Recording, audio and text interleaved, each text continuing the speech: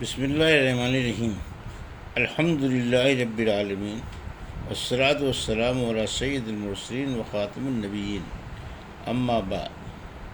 صحیح بخاری، باب کتاب العمل فی الصلاۃ،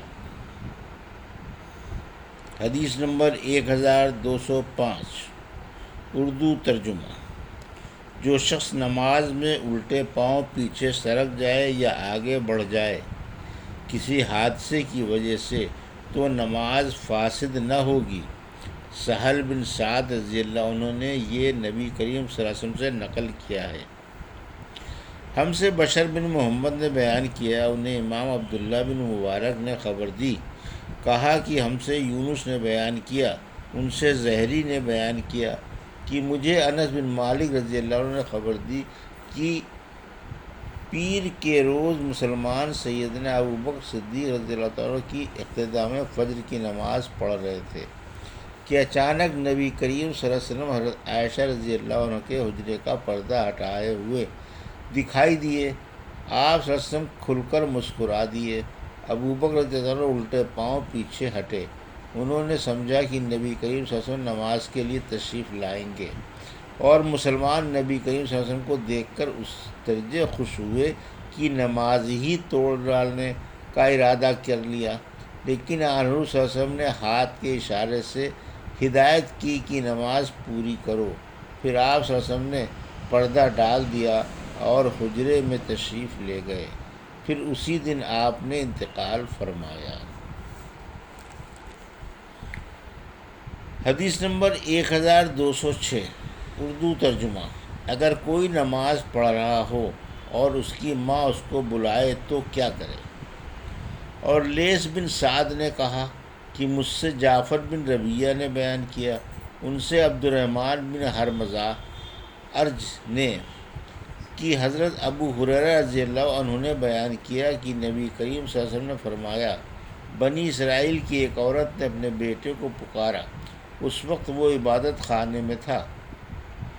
ماں نے پکارا کہ اے جریج اے جریج، پس وہ پیش میں پڑ گیا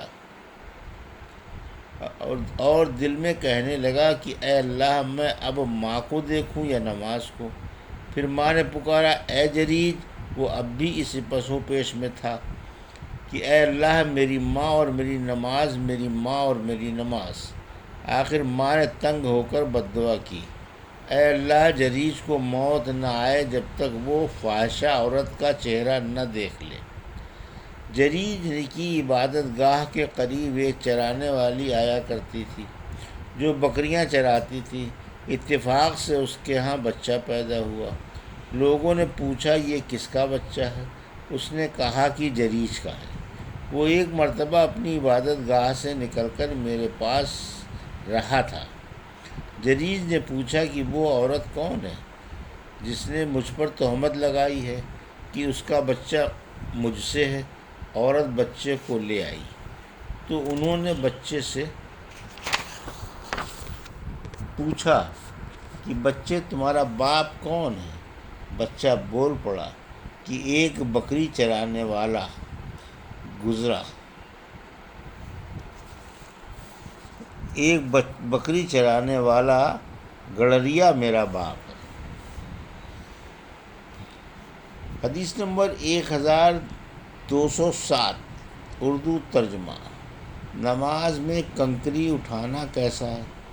ہم سے ابو نعیم نے بیان کیا، کہا کہ ہم سے شیبان نے بیان کیا، ان سے یحییٰ بن کثیر نے، ان سے ابو سلمہ نے، انہوں نے کہا کہ مجھ سے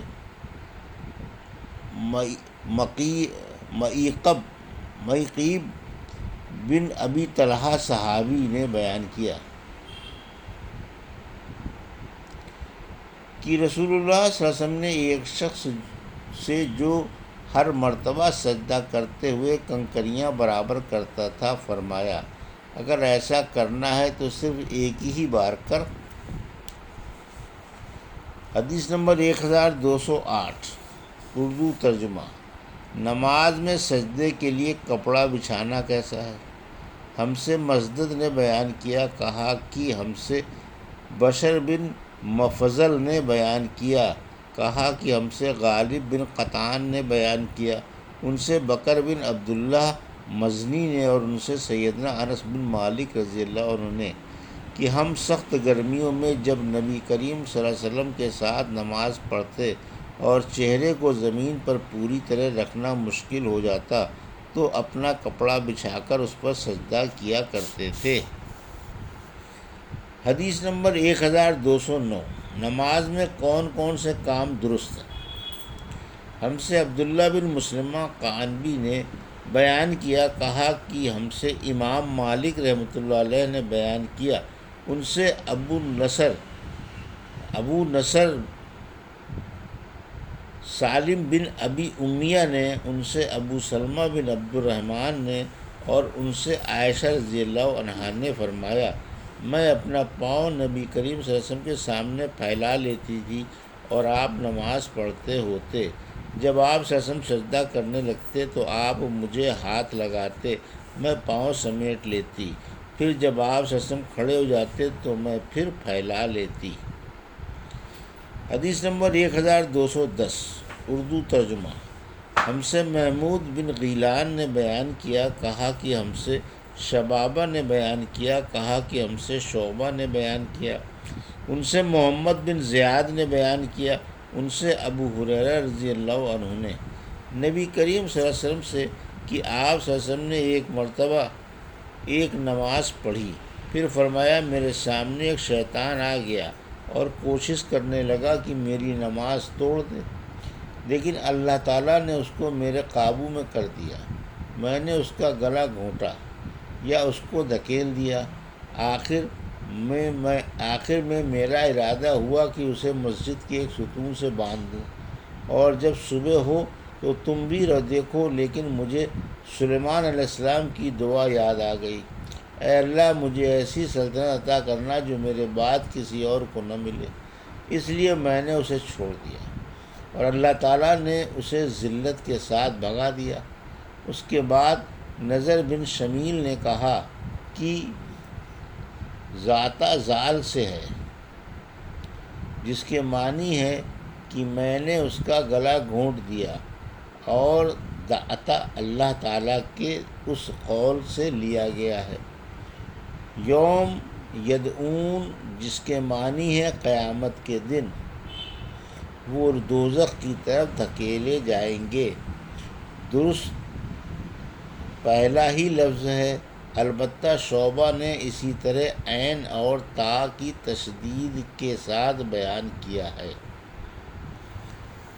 حدیث نمبر 1211، اردو ترجمہ۔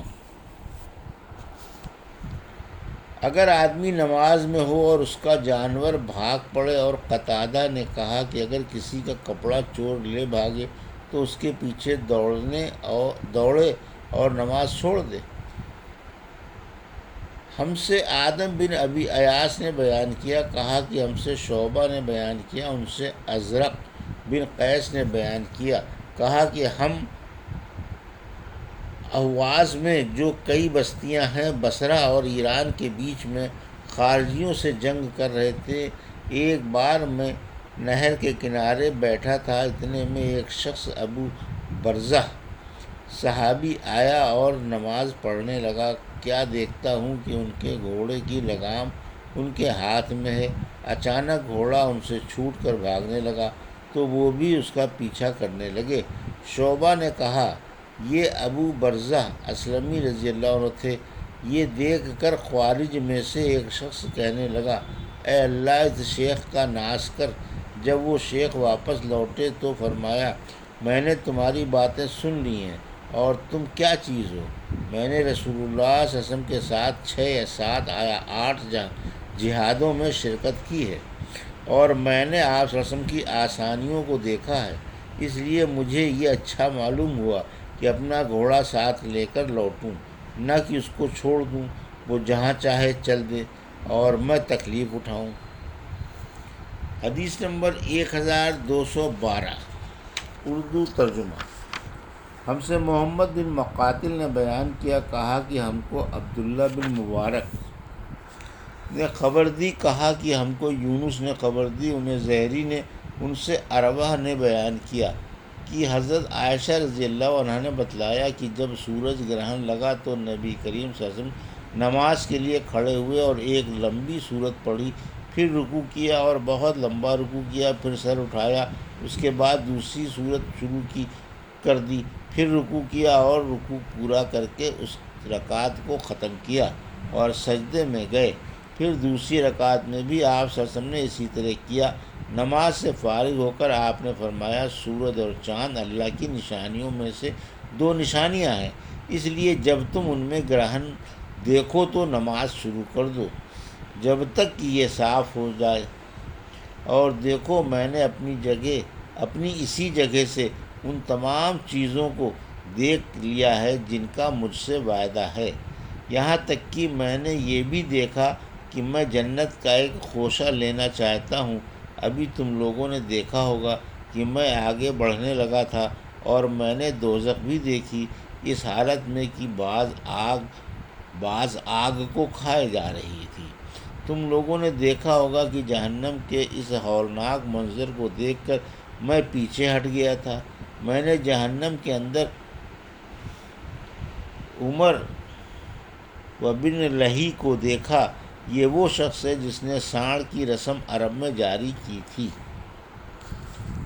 یہ تھی صحیح بخاری باب کتاب العمل فی الصلاۃ کی حدیث نمبر 1205 سے 1212 کا اردو ترجمہ جو ابھی آپ نے سماعت فرمایا۔